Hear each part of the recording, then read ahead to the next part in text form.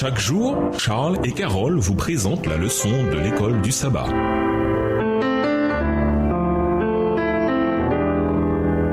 Bienvenue dans notre émission. Dieu nous parle. Nous allons à la leçon de jeudi, une image de l'église primitive. Lisons Acte 2, les versets 41 à 47. Quel genre d'image de l'église primitive est présenté ici? Acte 2, les versets 41 à 47. Ceux qui acceptèrent sa parole furent baptisés. Et en ce jour-là, le nombre des disciples s'augmenta d'environ 3000 âmes. Ils persévéraient dans l'enseignement des apôtres, dans la communion fraternelle, dans la fraction du pain et dans les prières. La crainte s'emparait de chacun et il se faisait beaucoup de prodiges et de miracles par les apôtres. Tous ceux qui croyaient étaient dans le même lieu et ils avaient tout en commun. Ils vendaient leurs propriétés et leurs biens et ils en partageaient le produit entre tous, selon les besoins de chacun. Verset 46. Ils étaient chaque jour tous ensemble, assidus au temple. Ils rompaient le pain dans les maisons et prenaient leur nourriture avec joie et simplicité de cœur, louant Dieu et trouvant grâce auprès de tout le peuple. Et le Seigneur ajoutait chaque jour à l'église ceux qui étaient sauvés. Acte 2 se termine par une image magnifique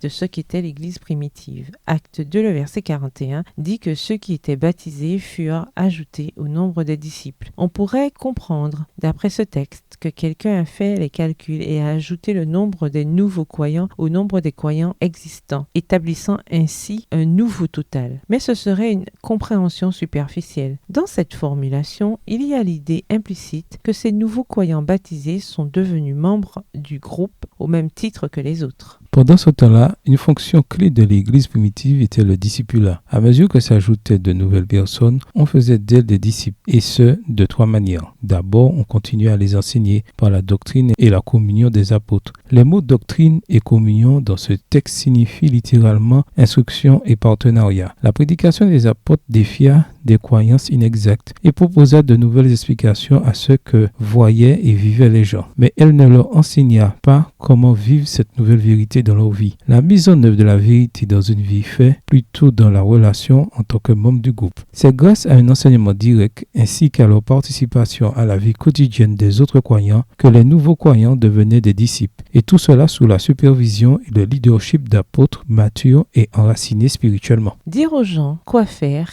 mais pas comment, c'est une mauvaise prédication. Cependant, même si on lit des livres ou que l'on écoute des prédications qui expliquent comment faire les choses, rien ne remplace le fait de voir des gens faire pour les imiter ensuite. Paul comprenait cela et il enseigna à ses disciples de l'imiter, tout comme lui imitait Jésus. 1 Corinthiens 11, verset 1. Quand les autres vous voient et qu'ils voient la réalité de votre expérience avec Christ, cela a également un impact sur eux. Défi. Réfléchissez à quelqu'un dans votre vie que vous aimeriez voir devenir croyant. Priez chaque jour pour cette personne afin qu'elle ait une expérience personnelle avec Jésus. Défi plus. De quelle personne faites-vous un disciple ou qui amenez-vous dans une relation avec Jésus? Cherchez des moyens d'amener cette personne dans une communion avec d'autres croyants. Au revoir. Et à demain si Dieu veut.